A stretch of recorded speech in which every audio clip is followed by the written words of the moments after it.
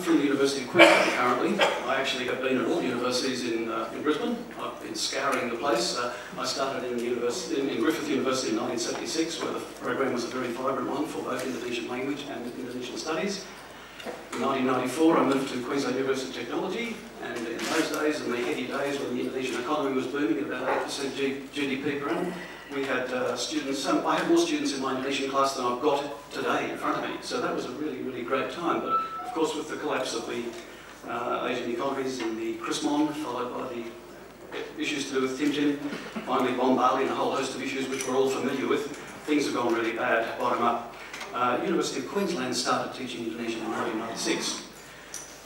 The 2000s, of course, were a very, very sad and worrying time for all of us, and despite our best efforts, things just really never got any better. And in fact, in 2008, only 2 years ago, a decision was made to rationalise the teaching of Indonesian in Brisbane. Our Vice-Chancellor at QUT had always been talking about the languages problem, and the Brisbane solution to the languages problem was to set up a hub, or a Brisbane University's languages hub, it's sometimes called the Languages Alliance, whereby a deal was done between the various universities, and in essence, if I can put it into just a short summary, certain languages, Indonesian and Korean being the primary ones, were no longer taught at other universities, but only at the University of Queensland. I will leave my colleague, Associate Professor Greg Haynes, who might not be known to all of you. Greg's actually from French background, so not an Indonesianist, and if you see him around looking a bit lost, please say hello to him. He's a very friendly bloke. Greg is our head of school and has come along to the Colloquium as well, and he knows much more about the hub than what I can tell you, and he'll speak about that in the session tomorrow or the next day concerning inter-university cooperation. But if I sort of summarise what's going on in Brisbane, well, from the days where we had hundreds of students, we now have the total number of students, according to the last look I had last night on the staffing situation, we've got 40 students so far enrolled for all Indonesian levels at UQ. About 10 in each level, 10 in first year, 10 in second year, 10 in third year, and another third year program, which is a specialist program, which also has 10. So it's really not very healthy, and if you consider this is against a university catchment of probably more than 100,000 students. I mean, QUT plus UQ plus Griffith, I don't know what the enrolments are, but there must be 40,000 students in UQ. 100,000 students plus across the three Brisbane universities, and we're only catching a handful of students. So that's a real cause of concern, really challenging, and despite our best efforts to promote it internally and do what we can, it's just continued on that down the spiral. One of the problems, I think, is the staffing issue. I myself, as you can see, I'm a refugee from various universities. I've been moving from place to place, looking in search of an academic refuge, and I have now joined the University of Queensland on a 3-year fixed-term position as an associate lecturer in Indonesian. So I'm not saying that to moan or complain, by the way. I'm simply saying this is the nature of the situation where rationalisation has led to collapsing of programs and collapsing of staff within programs to the point where the resourcing is pretty minimal. So I stand before you as the only, the cook and bottle washer, the course coordinator, the course designer, the course teacher, the course marker, and course everything, the course mother, and that's it. I am it, the Indonesian program for the moment. I'm not the only person at UQ. I should rush to tell you that we have another person, a full-time associate professor, Professor Helen Crease, who's currently on leave, but in her absence, I'm minding the shop. And so, with that situation of teaching across the whole program and trying to do other things to promote the subject, it's fairly challenging. So this is a statement only of the circumstances, not to be interpreted as some sort of grizzle, because I'm actually quite happy. I'm at Perth. I've escaped the floods. I need to find fire. Basically, the issues that I would see as problematical, we have problems which we can identify, and I suppose these have been well done elsewhere, and I won't cover that ground again, but I think we have national problems, but I think we need to look for local solutions.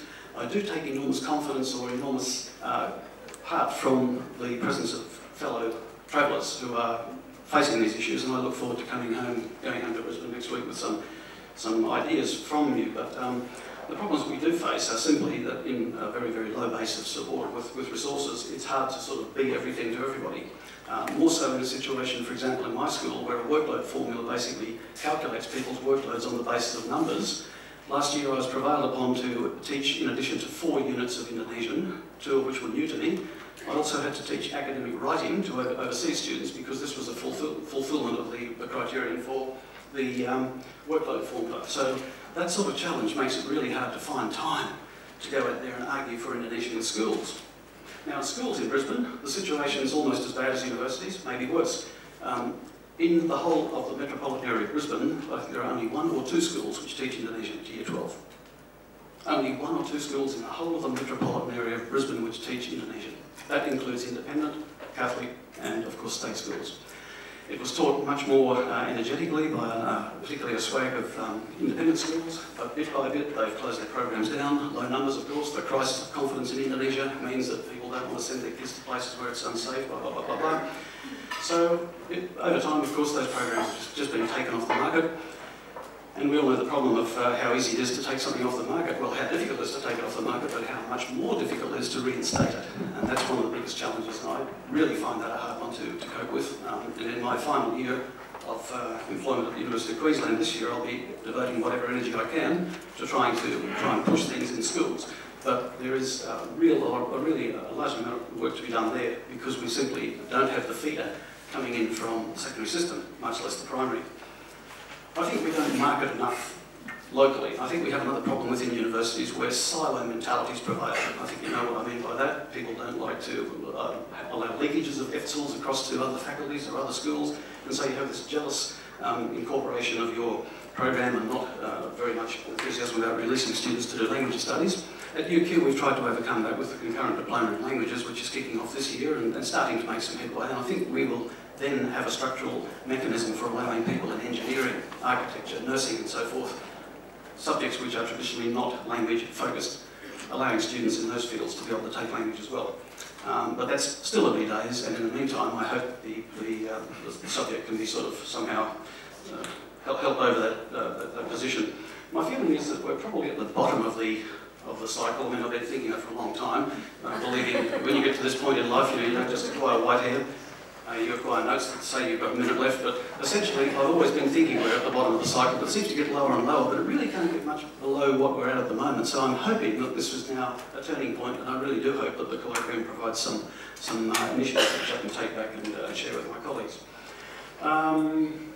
But we are vulnerable. There's no escaping the reality that it is a difficult time. And in view of the noises being made at me, I better leave. But thank you for your attention. I don't know whether I have 2 minutes for questions and answers. Any clarification? Any clarification required? Pat? So what happens in the end of this year, Geoff? Then does that position go on? I'd like you to ask that question of my... Sorry. No, I believe it won't go on. My understanding is it's very unlikely to go on. But that's okay. I'm over 60. I can access my super. But no, it's unfortunate. I think that position probably won't go on. I think it's more likely that the full-time position will take over, as it were, and there will most likely be, I guess, a team of sessionals, which is kind of the way in which UQ is handling things prior to the establishment of the alliance. That's my best guess. But I'd be very happy to be proven wrong. But I have no expectation of employment beyond the 15th of February 2012. Not that I'm counting. Another quick question for Geoff. Michelle? How did the other universities, in my experience when we were doing a smaller model of this with UTS, once Barbara Lee retired from UTS really just stopped encouraging, well, even they told them they couldn't come across even though they could.